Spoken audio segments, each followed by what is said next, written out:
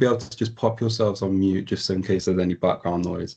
And I apologize if there's background noise coming from my screen as well, but like it's hot here in the UK and we don't have fans or don't have AC, so there's like I've got my doors open and everything, but it's roasting. It's literally sweating here. Right, let's get started. So, understanding performance. First of all, I guess like the reason why I wanted to put this presentation together, aside from Luke's like influences, you all probably know like how I've really grown through understanding myself a little bit deeper and through doing this type of work. And I kind of speak to coaches, work with coaches, and have people like chatting to me. And I feel like a lot of the time as coaches, we can really feel like we're in our industry doing as well as we can, but there's always maybe a little bit of a struggle there somewhere, or maybe something doesn't feel quite comfortable. And I think doing this work for myself has been really helpful, and I can see how it can benefit a lot of people in the industry. And I just want to kind of share the work I've done. It's as simple as that. So in this webinar, we will define performance just for the purpose of this webinar. So it might be slightly different to what you have expected or how you see how you define performance yourself. We'll analyze and we'll assess some of the data points of like our past experiences and how they influence us as coaches today. We'll aim to sort of understand briefly what unconscious programming is and how that influences our coaching performance today. And lastly, we'll learn a few like reframe and rewire techniques that can help train our brains to maybe unlock some different ways of thinking, some different ways of acting as well. So by the end of this presentation, I hope that you'll have an increased awareness of how you perform,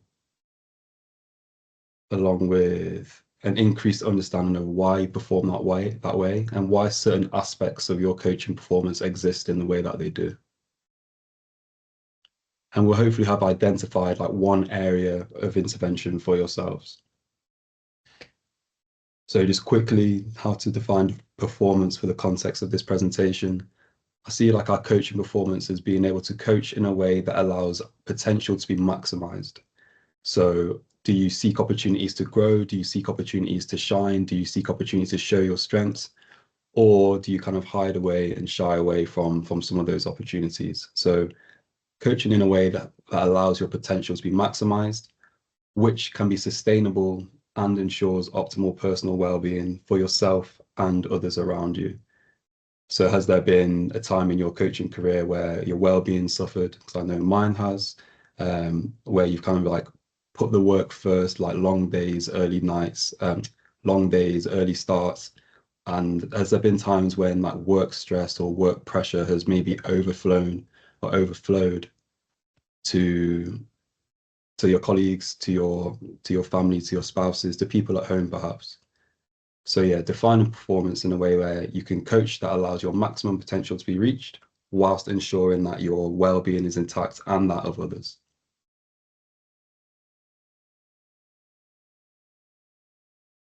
So like, why do this detailed self-reflection in the first place? By really understanding ourselves, I feel like that's the starting point to understanding like how we perform, like where do we push and where do we hide? And understanding how we perform and why enables us to identify areas for intervention. And utilizing an intervention is like the starting point of enhanced performance and or prevention. So if you understand, as we work with athletes, how the importance of having an intervention in place to help with their physical performance perhaps, or their injury risk, kind of the same goes for us. We have these interventions in place, or we can have these interventions in place to allow us to perform better as coaches, or to prevent like the burnout or the negative effects on our well-being. So by understanding ourselves, that's the starting point, and then we can find areas for intervention and apply those interventions to help our well-being and our performance. And I've definitely found over the last couple of years that this detailed self-reflection work has been like incredible for myself, for my well-being, and for the work that I'm doing. So as is the case with some of these courses and frameworks, we find like having things in threes and things with alliteration might help for things to stay in our brains. So the 3 A's of self-reflection that I've put together here, a bit of awareness, so understanding how we perform in our roles and why. And once we have that awareness, we're able to take action. We're able to then implement an intervention and create a change. But it's only once we become aware of maybe how we're performing, where we're shying away, then we can make an action and add an intervention in place. And once we have that my words are getting all mixed up here. Once we're having an intervention in place, we can get an award. So whether that award is increased sustainability in our roles, maybe there's a bit more longevity, increased well-being perhaps, or some new experiences. But these things don't happen without the awareness to start. And then once you have that awareness, you need to do something with it, you need to act. And then after you've acted on some of these things, you get an award of some sort. And in my case in particular, I found that there's been a lot greater alignment and authenticity. I've been able to work in ways and go to places that just sort of feel better aligned with myself. And I'm able to show up in different ways as well. So that's definitely created a whole load of new experiences for me, which has been awesome. And which was actually how I've met everyone on this call. So yeah, it's amazing. This is the first slide actually where you guys can take a note. You can take a note wherever you want to take a note actually, but there's 3 or 4 of these throughout the presentation where I feel it's important that you guys can sit and reflect for 30 to 60 seconds. So the question here is, in what scenarios do I currently shine? And in what scenarios do I currently hide? And I'll give you a minute to answer that question. So but interesting shares. Appreciate all 3 of you for them. Right, next slide we'll go to. So I've kind of thrown these words on the screen as like ingredients to how I coach, how I work, the work that I've done in the last few years. And I've put in bold and in big neuroscience and intuitive psychology. And these 2 have been really important for myself for understanding me better and understanding how I work and how I operate. And for those that don't know, you probably won't because it's relatively new to myself as well. Like intuitive psychology has been huge for me. And in short, all that is essentially a way of being coached where we can sort of access and understand and see, hear our intuition or our subconscious. So within our intuition and within our subconscious, there's like blocked memories, maybe things that have happened that don't really make sense to us, so we have ignored them like subconsciously. And by being coached in that way, I've found, and people that I've coached have found, like you get like these like light bulb moments where you might connect the past to the present like really quickly. Things just might suddenly make sense. And you can access this intuition a little bit more through neuroscience, through nervous system regulation, through breath work. So by controlling how we breathe, by controlling our nervous system, we can like switch off and slow down like the areas of the brain, the prefrontal cortex that are associated with rational thinking, that are associated with like logic and black and white thinking and decision making and cognitive function. But when those things are really, really active, it kind of like mutes the subconscious and it kind of like doesn't allow us to understand or access or make sense of what's going on subconsciously for us. And oh my gosh, my mind just gone really blank. But yeah, it's been an amazing way for me to access like memories and to make sense of things really quickly and like with really good insight. And that's what I was going to say. So one thing that I've found out through intuitive psychology, which made a load of sense, and I'll explain it a little bit more later, is why I love black. So I'm wearing like black t-shirt, black shorts, black watch, Whoop. I've got 2 drinks bottles, phone, like everything's black. And I'll come back to that a little bit later on. But yeah, this presentation and the way I work at the moment, it involves all these things on the screen. And hopefully so far you can feel that, yeah, this is a bit of a safe space, that we can share some things with no judgment through being honest and open. Hopefully a little bit of a community. There's a lot of self-discovery, personal development. But along all of these things, I want to really make sure that people understand that this can really help like performance progression and career longevity, stress management as well. So some of the practices that I'll talk through will help with all of these things. So on the next stage, we're going to implement one of these tools. I'm going to do a little bit of a breath work. So this is something that I delivered to the Liverpool boys in pre-season a couple of years ago. And as the way the universe can work sometimes, like I got given the opportunity to lead like the mindfulness, mobility, yoga, and meditation. which was something that I was just like, A, that's my shit. Like I love that stuff. But B, it was like, how is this like a Liverpool Football Club first team? Am I getting asked to do this? So anyway, I was sat in the sports hall in a room like this, and I was just like, right, I've got a bunch of 25-year-old professional footballers. Maybe four, five, six of them will be really interested in this. Maybe four, five, six of them will be really against this, and the rest will be somewhere in between. Like, how can I make this as engaging as possible to make sure that they do it properly, make sure that they take something away from it, and make sure that it's something that we can continue to do throughout pre-season. So I made it as short as possible. So it was like 3 minutes. And I did it at the end of a mobility yoga session at the start of the day.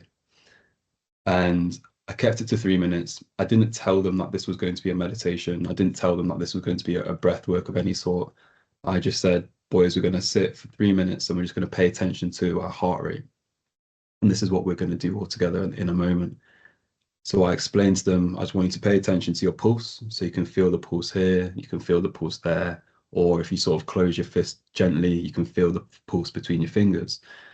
And I just said, I want you to feel your pulse. You can stay sat up, you can lie down, you can close your eyes, open your eyes, whatever you want. Just pay attention to your pulse and pay attention to my voice and just follow any instructions I give.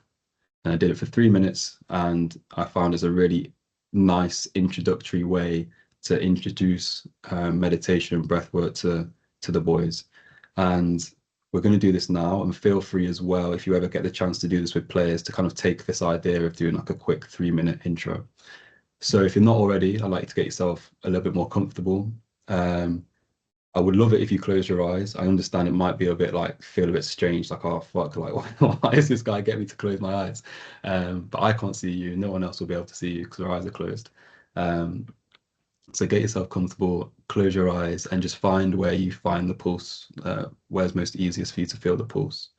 So wrist, maybe the throat, or maybe just by closing your fist gently. Then once you've started to feel your pulse and pay attention to the pace, there's no right or wrong speed. I want you to just slowly start to breathe in through the nose, feel the belly, have a little pause at the top of the in-breath, and then breathe slowly out through the nose or through the mouth. And you might notice your mind sort of spinning with different things going on, to-do lists. Every time you notice that your mind sort of wanders away, just bring it back to the pulse, the breath, my voice. And just breathing in through the nose, filling the belly, having a little pause at the top, and then breathing out through the nose and through the mouth.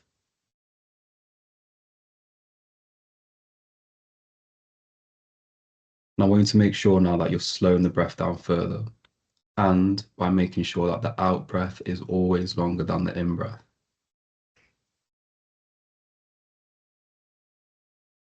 As you're starting to slow the breath down, you might start to feel a little bit more relaxed. You might start to notice that the heartbeat is slowed a little bit too. And lastly, I want you to pay attention to the speed of the heart rate on the breath in versus the breath out.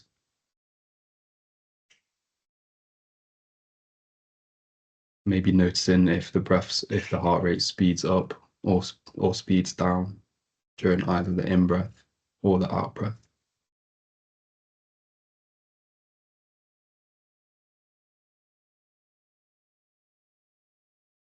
And all we're doing here, by breathing slowly into the belly, that movement of the belly, the movement of the diaphragm, that activates the vagus nerve.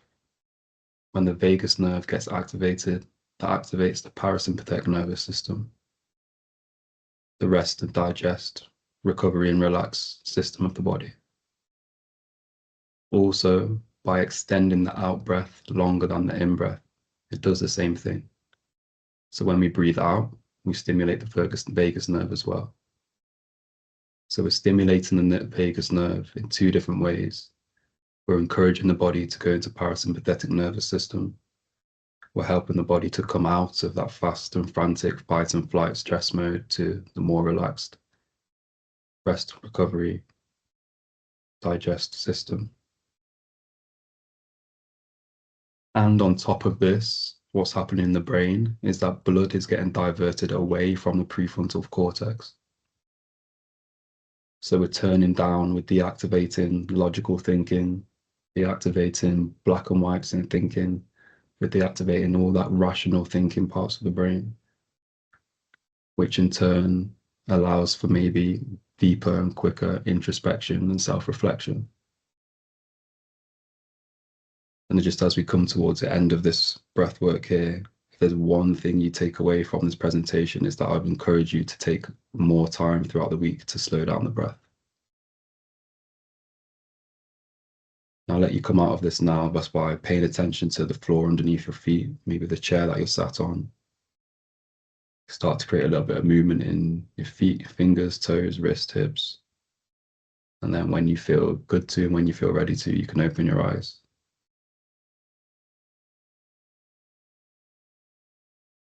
And I really mean that when I say like biggest thing that I believe anyone can take away from this presentation is just by being conscious with taking more time across the week to slow down the breath. And to sort of dip out of that frantic fight or flight stress response mode and sort of come down a little bit more frequently. And what I've noticed is like over chunks of time, instead of like being up here, the nervous system's just probably down here a little bit. And I personally have just had like just crazy like light bulb moments where it's just like, ah, fuck yeah, that makes so much sense. Or like, right, that's exactly what I'm gonna do. Like I'm not even trying to think about it. It's just like it pops up and it's like things make so much more sense. Um, so yeah, that's the first part. Take a breath. So hopefully you feel a little bit more relaxed, maybe a little bit calmer, and then maybe in the rest of the presentation you might have some slightly deeper insights perhaps into your own performance. So the first proper part of the session is to analyze and to assess. And again, we've got the alliteration and threes. This time we've got 3 E's for data collection, where we can collect data from our past. First one is our environment, our events, and our experiences. And these three, the 3 E's, lead to our backstory. Okay, and our backstory, everyone's is different and it shapes us all in different ways, which is I find really fascinating and really amazing. Our backstory kind of equals our operating system, like how we operate, how we show up, what we do, how we do it, what we like, what we don't like, where we feel comfortable, where we shine, where we hide. These things here all sort of play their part into our operating system.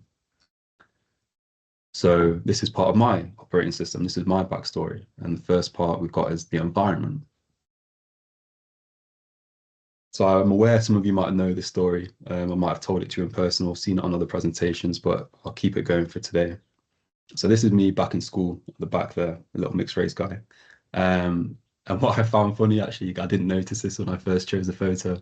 There's a bottle of WKD in the bottom right corner here. And I think there's a bottle of Corona in someone else's hand. So we're going to say that this is when we're not 16 years old and we're 17, 18 after sixth form. And but what you notice here, there's myself and there's one other person of color in my class. This is my class at school. And I grew up in an environment where I was always kind of like the odd one out. I was always a person of color in a very white environment. And messages from my parents to keep me safe and my siblings safe was like, don't stand out, don't draw attention to yourself, don't give anyone a reason to maybe think negatively of you, whether that be getting bullied, picked on for the color of our skin, or like authorities and teachers and police and sort of stereotypical like black people are bad and all that nonsense. So don't give anyone any reason to think negatively of you. So don't draw any attention to yourself. And that's where I've noticed through intuitive psychology, like I had a session and I was like, oh my God, like literally everything I wear is black, like 95% of the time. It's because like I don't want to stand out. Like it just blends in with the background. Like I don't really wear bright colors. If anything, I just wear black. I wear white or I wear gray. 90% of the time it's black. Like I said, every accessory, drinks bottle, car, phone case is black. And like noticing that just made me laugh. I was like, oh my God, that makes so much sense now.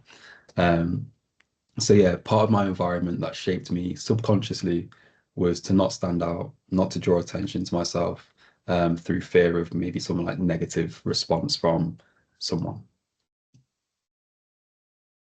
And then other parts of my backstory, events and experiences.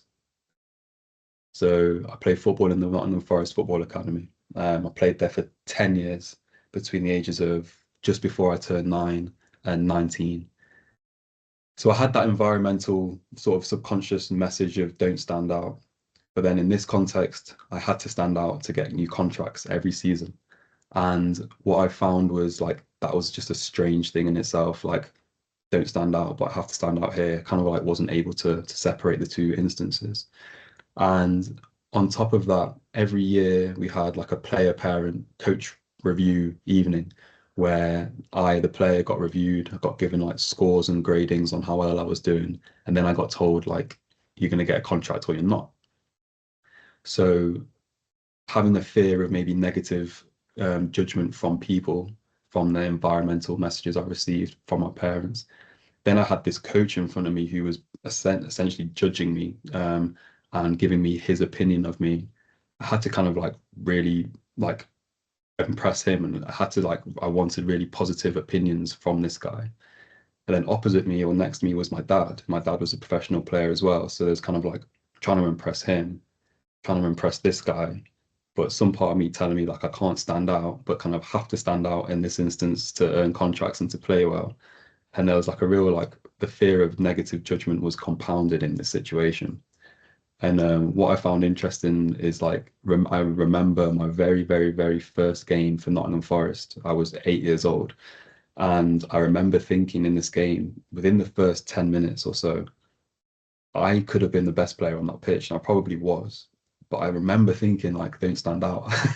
For some reason, there was like this subconscious thing just went, don't stand out. Like kind of played within myself so that I didn't show up all these other players that have been at the club for longer than me. And I feel I probably did that throughout my career in some way, just like played within myself. And another story from the Forest days was I was probably 15 or 16 at the time. And this was at a time when my dad was actually my coach. He coached me for 4 years. And there was a training session where it was unopposed. It was like 11 versus 0. And I had to receive a pass and play a long ball to the striker's chest. And I shanked it. And then I got told, like, you got to do it again. So I was like, okay, received the ball, opened up, tried to play the long pass again, shanked it against the other side. At this point, I'm just like, oh, fucking hellfire. Like, just don't make me do it again. George's got to just do that again, just play it to his chest. It's easy, like that type of vibe. I was like, fuck. Received the ball, opened up, shanked it a third time in a row. And at that point, like I just wanted like the floor to like eat me up and like swallow me whole because like flipping embarrassing, like humiliated in front of my boys, in front of my dad, in front of like the squad. A real simple task of just playing a long pass to a striker's chest, and I failed really badly 3 times in a row with no pressure involved. It's kind of like kind of choking on the pressure almost. So yeah, events and experiences from my footballing days were like the compounded fear of judgment of others and fear of like making a mistake and the humiliation that came with that. And they're kind of like quite big, impactful experiences that I had. And then there's this part of my backstory when I decided to leave, stop playing football, and I chose athletics. I chose a sports science degree at Loughborough, and I fell in love with both. And this was like the first time in my life that I had chosen to do something I really consciously wanted to do these things, and I absolutely loved athletics. All three of you know, like I still compete to this day. So I experienced authenticity, alignment, and autonomy for the first time ever. So like I had these three positive things, which are a big part of my events and experiences, which shaped how I coached and how I performed here at Liverpool. So the 3 E's, they influenced the operating system. And my operating system at Liverpool at this stage looked a little bit like this. Like I avoided unnecessary attention. So I didn't necessarily push myself as a coach as much as I could have done. I wanted to keep myself small. I didn't want to stand out, and I feared the judgment of others if I made a mistake. Again, yeah, feared humiliation, feared the judgment. So the easiest way to not experience those things was just to play it small, sit back, let other people maybe take charge of other things when I was probably capable of doing them. And then because I'd learned authenticity, alignment, and autonomy there was just like an undertone of like anger and resentment towards myself because I told myself I'll never work in football. I told myself like this is what it feels like to be free. This is what it feels like to be autonomous, like sprinting, studying. This is what it feels like to not be constrained by like the walls of football. So then when I was here, there was just like an undertone that was just always there, which kind of like mixed up the experience a little bit. It was, yeah, it was a strange one to say the least. The performance outcome of all of that operating system is along these lines. So my internal performance, my thoughts, my beliefs, my narratives, as you guessed, was like, George, stay small. Like the other people might judge you negatively if you make a mistake. And like these narratives, these beliefs were prominent, always just there in the background. So my internal performance was along these lines, which meant that my external performance, my actions, achievements, and felt experiences were always ones of holding back, were always ones with maybe letting someone else put their opinion ahead of mine, maybe not quite achieving as much as I could have achieved at the club. And I'll talk about that one now. So as an example, it took me 7 years at Liverpool before I gave any formal like presentation on speed, on sprinting. And there are a couple of different reasons why that is, but a part of it was myself, was like the thoughts and the beliefs of like, what if I put these ideas forwards and I'm wrong and someone like laughs at me or what have you. So I never really achieved how much I could have achieved at Liverpool because I waited 7 years to do that. But I only was able to do that once I figured out all this other shit here. But like my felt experiences around that kind of thing was nerves, anxiety, like worry, I was going to say panic, but not necessarily panic, but it's all like these negative experiences, these negative feelings around the thought of maybe putting myself forwards. And the internal performance and the external performance are they're linked. So if you keep on thinking, believing, and narrating in the same ways, you're going to keep on acting and achieving and feeling the same things. And if you keep on doing the same actions and achieving at the same level and feeling the same experiences, then there's nothing changed to change how you think and how you believe and how you narrate to yourself. So there's just like a constant cycle of like the same stuff happening all over, all the time.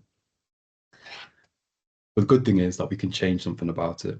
And some of you might know about this phrase, is saying, one of my friend's daughters, a 7-year-old, we were at an art gallery and there were some post-it notes. And she just picked up one of the post-it notes and she wrote, change something about it, stuck it to the wall and like carried on with the day, like without a care in the world. And I was like, how at 7 years old, like, have you thought to say change something about it? And it was like, it came at a really profound time for me as well. It was when I just finished India. I was in Qatar at the time and kind of came at the end of a really cool journey there and it meant so much to me that I got it tattooed. But it's true. We can change anything about anything. Um, so here you guys are going to make another note. So this time you're going to make a note on 3 questions. Which previous environment, event, or experience has had the strongest impact on me? How has this shaped my operating system? So my thoughts, my beliefs, actions. And if I could change one part of my operating system, what would it be? Cares. I'll keep literally, yeah, literally, who cares? No one. I love that. Thank you, guys. Um, so yeah, we're going to come to the last part of the presentation, being understanding the subconscious programming. So just to throw out there, like 95% of our daily actions, our impulses, habits, routines are done unconsciously. So whether that's how we get out of bed, how we drive, but also how we respond in certain situations. If a question gets asked to the staff department, can someone put their hand up to answer X? Maybe mine's just to sit back and let someone else do that subconsciously.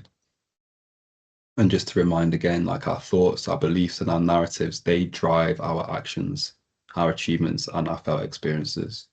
So 95% of our stuff is done subconsciously, which I find is mad. So we have something what's called the shadow, and it's in this presentation, I'll call it the performance shadow. And this is work done by a psychologist called Carl Jung, and I'll explain a little bit more in the next couple of slides. However, our shadow is part of our personality that includes traits, wishes, impulses that we reject, deny, or suppress. And we reject, we deny, and we suppress these things because they conflict with our ideal self-image, with societal norms, or they've been negatively judged in the past. So just a real quick example, if your ideal self-image is that you're like the nice person, the really, really nice person, and everyone likes you, but you come across someone who you absolutely explicitly disagree with something that they're saying, in that moment, you might be faced with the idea or the thought of, I can sort of confront this and I can sort of raise a point and I can maybe argue against this person or this idea, or I can sit back and just let that idea get thrown into the room. But if you address this idea, maybe that comes at the thought of like, I'm being confrontational, maybe it looks bad, maybe I don't seem to be the nice person, so you kind of tend to sit back. So like that part of our personality, maybe that confrontation part of that person's personality is withdrawn, is denied, is rejected because they don't want it to conflict with that super nice person ideal self-image that they hold. And all these things in our shadow and personality traits, they evolve to align with societal norms. For the reason is to increase the chances of safety, acceptance, success, love, and care. And I think an easy way to maybe grasp this idea is if you sort of throw the clocks back 100,000 years, whatever, and we're going into like caveman days or like new tribes and sort of the evolution of human beings where all we need to do is kind of survive. If you kind of were to go into one of these tribes and do things completely differently, act in different ways, I was going to say wear different clothes, but yeah, you know what I mean. The chances of you getting accepted by this tribe are probably lower. So what do? We kind of blend in with the societal norm of that tribe to have that acceptance. Maybe there's safety, protection, love, success, and all those things. So subconsciously, that's what we do as people. We try to fit in with our society. And oftentimes, maybe we get annoyed at other people when they demonstrate one of our shadow traits. So an example I give here is when I see people who have gone from X to Y, and when they're on Y, they're now on social media, talking to camera, trying to sell their programs online and doing videos and all this kind of stuff. That used to really trigger me. It's like, who does that person think they are? Like, what are they doing? When really they were just demonstrating the confidence in themselves to go and do those things, which I didn't have at the time. So that was like triggering to me. So they highlighted to me like the area where I probably have held myself back or a shadow trait of mine. So be aware of those things and when people maybe trigger you. Some common shadow traits that we might see in people, and you might recognize some of these within yourself. You might recognize some of these within people you know, some of your colleagues. There's no right, there's no wrong, there's no good, there's no bad. But there's like the good guy or the good girl, and they might identify as being like really kind, really caring, really helpful, really easygoing. But some of their shadow traits might be anger, assertiveness, boundaries, saying no, and self-interest. So you might be able to see how if you identify as being like that kind, caring, helpful person, if you show assertiveness, that kind of goes against your kind, caring nature. If you have a boundary that says, no, I can't accept any more work from you today, again, maybe that goes against that kind, caring character. A second example is like the high performer. So they're very disciplined, have really high output, productive, and they achieve high excellence. Some of their shadow traits, some of the things that they might hide or they might not consciously want to show: rest, play, spontaneity, laziness. Or if this high achiever who's got really high output, really productive and excellent, sees other people resting, playing, sort of being a bit more spontaneous and lazy, maybe that might trigger them to be like, oh, who do they think they are to be able to do all that? And the last example here is the strong one. So they might identify as being really tough, really independent and resilient. And then the shadow traits that they might show or they might have are seeking help, vulnerability, fear, or neediness with other people. And again, once more, maybe see how those things might go against being tough, independent, and resilient. So these are just some of the ones that are around. And some of these shadow traits are then derived from an underlying unmet psychological need. So in psychology, there are some core psychological needs that we need to develop well psychologically. And the four core ones that I've picked for the presentation are love, safety, autonomy, and validation. And oftentimes, some of the traits that we get from the shadow develop through one or more of these needs being unmet. Maybe we didn't receive the love, safety, autonomy, validation that we maybe wanted and needed at certain parts of our development. So this then impacts how our internal system operates, thoughts, beliefs, and narratives. And on the next slide, I'm going to go into quick detail of those four. And just to give a heads up, I apologize in advance if maybe this might bring up something for you, like maybe something that happened to you previously. So love. So if love's unmet, you might see someone that's people pleasing, difficulty receiving care. Maybe they're overgiving. There might be some resentment or conflict avoidant. So if love is something that you had that was unmet, you might try and gain that by being a people pleaser. However, it might feel like awkward and difficult to receive care from someone because that's something that you're not actually used to. And it might look like someone who's warm, someone who's always available to say yes, who's very generous, and they might struggle with setting healthy boundaries. Safety. So this kind of covers psychological, physical, and emotional safety. And if one of those three have been unmet, maybe this person turns to be a bit more hyper controlling, over preparing, and risk avoidant. Perhaps because they didn't have control of a situation, or they felt out of control in the situation because of psychological, emotional, or physical, I say like abuse of some sort. Maybe by being over prepared and making sure they have everything in line, the risk or the chance of one of those three things happening negatively is lower because they're in control of everything. So this might look like someone who's over planning training sessions, who may be really, really rigid with the structure, might get quite anxious or irritated when the session goes off script.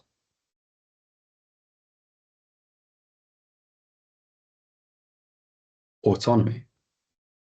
So if autonomy has been unmet at certain stages of our development, it might lead to people being maybe selfish, or maybe they're independent, quite rebellious perhaps, difficulty committing to people, to plans, and they might have authority issues. And I feel like I'm in a stage now where I had autonomy, which was unmet in those kind of like 20 years of being around football. I wasn't able to make choices and choose things and have the freedom of everything because I was kind of constrained in that sport.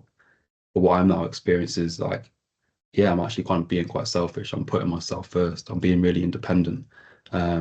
Sometimes have difficulty committing to future plans and locations and places. So it doesn't necessarily have to be something that happens in our really early years. We might sort of see these things coming apparent within us at certain stages of our lives, which I'm definitely experiencing this now. But it also might look like someone who's following other people's philosophies despite disagreeing or believing differently. And again, I can relate to this one. Because you're not used to having that autonomy, because you're not used to be able to having that freedom of choice, you just kind of go along with what's being done. And that might happen in your institution, your sports, your governing bodies, and wherever you're working.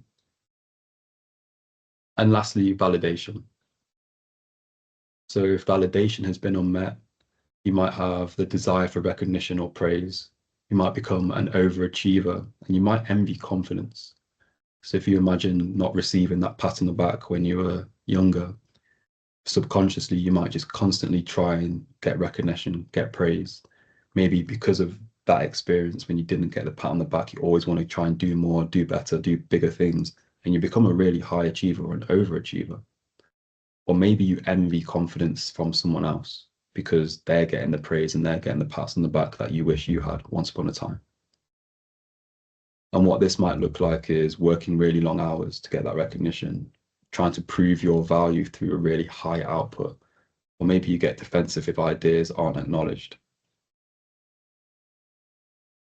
Another chance for you guys to make a note. We've got 3 questions again. Which shadow trait feels most familiar to me? Can I identify one of my colleagues in each of these traits? And how does it feel to apply this to myself and my colleagues? And I'm going to go back to the shadow traits. I'm going to focus on these ones. So which of these do you most relate to? Can you apply one of your colleagues to each of these? And how does it feel to know that which one of these are you, which one of these are your colleagues? And I'll give you just 1 minute again to make a quick note for now. I know it looks like we've got a lot of slides left. We don't have that many. The last part of this, after we've been maybe aware of how we perform and why, we can take some action by reframing and rewiring some of that subconscious programming. So reframe and rewire process. So remembering that 95% of our daily behavior is unconscious. What if we were more conscious? What if we consciously changed our thoughts and our actions? And how might that progress? How might that change our performance? So one way that we can reframe is through using psychology. So the first thing that we can do is apply an objective fact. So if I go back to the thoughts and the environments of where I grew up, and the thought that maybe someone might see me negatively, the fear of judgment in those things, and how I kind of carried that thought subconsciously to Liverpool, one objective fact that I can apply to that narrative is, well, this is a completely different environment to the one I grew up in. Literally completely different. It's 30 years apart, different people, different places, completely different. So like the consequences of what I was sort of maybe fearful of back then do not exist in this situation. Second thing that you can do is you can question the narrative. So if I make a mistake, will I really lose my job or my contract? Or will I really be humiliated in the way that I was on that training session? The chances are no. Let's be honest, the chances to both of those are no. You can apply a new frame. So I could reframe my thoughts and my narratives into a way that sounds like, well, sharing an idea could positively impact the performance of the team. So instead of like holding myself back through fear of judgment, actually, I'm going to reframe that. If I share this idea, that could really positively influence the performance of this team. And lastly, I can put in a new action. And that action could be just to speak up in every staff meeting. Whether that's just me saying, yes, I agree, whether that's me saying, actually, I think that's a great idea, or I'll do it slightly differently. Just becoming used to sort of repeatedly putting my voice into the room could be a really good action to build the confidence, to have the practice repetitions to making a change in those situations. Or we could apply neuroscience. So there's Hebb's law, and Hebb's law says that neurons that fire together wire together. So like the neural pathways get strengthened the sort of more you do the same thing over and over and over again. So with repetition, these neural pathways get strengthened. If we think about learning a new technical skill, how it might be quite robotic and a bit clunky, you have to really focus and concentrate on it. But over time, with reps after reps after reps, those neural pathways get stronger. You don't have to focus as much on it consciously, and that movement becomes smoother and it becomes subconscious. You don't have to think about it at all. And there's starting to be loads of research now supporting visualization to help increase the strength of these neural pathways.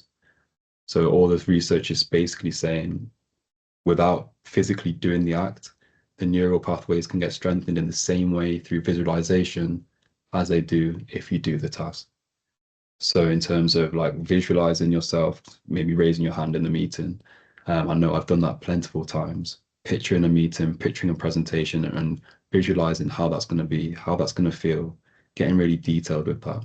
And then when that occasion happens to yourself, to your body, to your subconscious, it feels like it's happened multiple times already. You feel more comfortable and it comes a lot easier. And that's like one of my favorite things that I've done in the last few years is by applying this. So lastly, the last make a note that you'll take is this. How could my role or my life look if I applied an intervention to an area of development? And I'll give you 45 seconds for this one. That's massive. That's sick. I love that. And it's so true and it can change completely. And I love that you're feeling that close to it as well. That's amazing. Last couple of slides. So what next? So I've stole this idea from Stu McMillan at Altus. So Luke, you probably heard of this before, but like at the end of these things, it's easy to go back to doing what we've not always done without implementing any change at all. So the first thing I want to ask is like, off the back of this, like what next? I encourage you to maybe reflect a little bit further. I will send over the presentation so you can maybe go through some of the questions a little bit deeper if you'd like to. But definitely would encourage you to make some form of change, some intervention, pinpoint one of those things and just start chipping away at it. And lastly, and lastly, I'm now putting this into an online course. So it's going to be a little bit longer than this. There are 5 online sessions. There are 4 like self-led practices to do with prompts and guidance from myself in the course. For everyone that's come on these calls today, I'm giving you guys cheaper because you guys are legends for being here and for giving your time up to come on. So yeah, you have a link which I'll send to you in an email, which might have actually just been sent to you now, where you can pre-order the course if you'd like to go on it. There's obviously zero rush or zero pressure, sorry. So yeah, there's a link with a pre-order price, a cheaper discounted price for you guys. And it's essentially 5 sessions between 30 and 40 minutes long of a lecture like this, with tasks, with questions, with similar to this, and then additional self-led practices. So potentially like between 6, 10, 12 hours, depending on how much effort and how much time you put into those practices. And last but not least, cheers. Let's have a little chat.